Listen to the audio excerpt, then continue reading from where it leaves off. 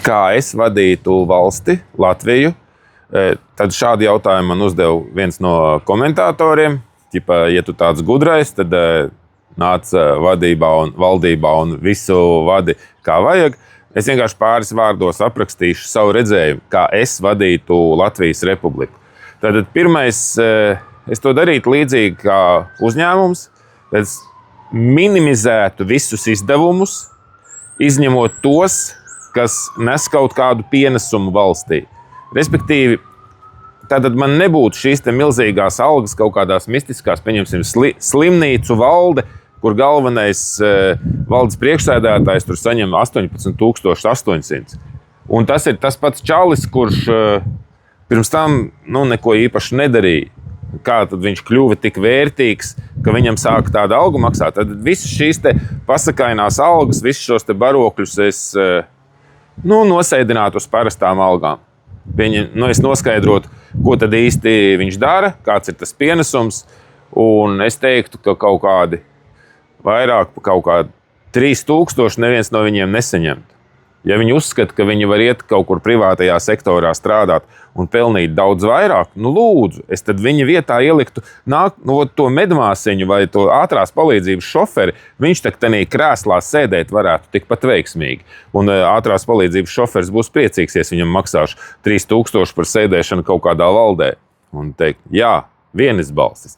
Lūk, tātad šis, protams, bija tāds bišķi humora jociņš, bet reāli, jā, es patiešām minimizētu visus valsts izdevumus. Nākošais, vai es aizņemtos naudu? Tātad kapitālismā naudas aizņemšanās ir norma. Valstu bankrots ir norma. Tādas valsts kā tur Itālijas visādas un tā tālāk, viņas sen jau ir bankrotējušas, un viņām šis te ārējais parāds ir milzīgs, 3 reizes lielāks kā mums. To es faktiski izdarītu, varētu teikt, vienā rāvienā, bet aizņemto šo te naudu.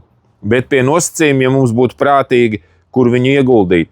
Kaut kādās rūpnīcās, ražotnēs, ostās, piestātnēs, kuģos, ēnu flotes kuģos. Es nezinu, katrā ziņā tas nebūtu tāds uzņēmums kā, pieņemsim, Air Baltica, kas izmaksā milzīgu naudu, bet pienesumu ļoti diskutablu, vai viņš tikpat daudz veido pienesumu turisma formātā vai kā. Varbūt mēs šo pašu naudu varētu samaksāt Lufthansai, lai izdala visiem tiem turistiem, kuri grib braukt uz Latviju, lai dot biļetes pa velti. Iedomājies, mēs būtu miljardu samaksājuši biļetēs. Tu iedomājies, cik te turisti varētu atlidot ar to pašu Lufthansu, ja mēs apmaksātu tās biļetes. Tas tikai tāds piemērs. Atkal varbūt nebaigi nopietnēs, bet minimizētu izdevumus. Ja kāds būtu ar šo neapmierināts, es nedomāju, ka kāds no šiem te, iedomājieties mūsu visus iepriekšējos premjērus, kur tur saņēma kaut kādus miljonus. Vai viņi tiešām bija tik vērtīgi, ka neviens cits vietā, viņa vietā neko tādu nevarētu izdarīt? Vai iedomājamies šo te, pieņemsim, Gauss. Atcerieties, Air Balticam bija tāds ģenerālais menedžers, kurš baigo miljonu saņēma algā. Ko viņš izdarīja? Neko. Tas Air Baltics tajā brīdī sakrāja vislielākos iespējamos parādus, kādi vispār varētu būt. Līdz ar to tas, ka tas top menedžers saņem tādu milzu algu, vai kaut kāds valdes loceklis, vai vēl jebkas, kas principā varētu teikt, rupi runājot, valsts struktūrā strādā. Tas negarantē, ka viņam ir tāds pienesums. Tas nav tā, ka mēs samaksājam baigo algu un iegūstam baigo rezultātu pretī. Nē, tas automātiski tā nenotiek. Līdz ar to šo algu es by default nemaksātu nevienam no šiem top menedžeriem vai valdes priekšsēdētājiem vai vienalga kas. Kas attiecas uz Saeimas algām, uz kurien visi pašlaik tā ļoti raujās, jo skaidrs, ka tur ir baigās algas. Reāli baigās. Es nezinu, kādā veidā, vai caur to, ka viņi izkārto kaut kādus pasūtījumus saviem sponsoriem vai kaut kā. Tur ir kaut kāds roku mazgāt. Tas ir skaidrs, ka tur kaut kāda muhļoža notiek. Jo kāpēc visi raujās uz to Saimu kā vājprātīgi? Lūk, tad tur es arī kaut kā to normalizētu. Nebūtu tā, ka tas deputāts saņem 1500. Tas būtu pa maz. Bet, es teiktu, deputāta alga uz rokas būtu sākot no 2500. Bet vairāk pa kaut kādu 3200 viņi nebūtu. Ja kādam nepatīk, lai viņš neraujas uz to Saimu, jo mums Saimā nav tādi cilvēki, kuri kaut kā nospiež baigi vērtīgi tās podziņas par balsošanu. Nu nav. Tāpat mums skaties valstī valda reāli rasisms, homofobisms, visas šādas te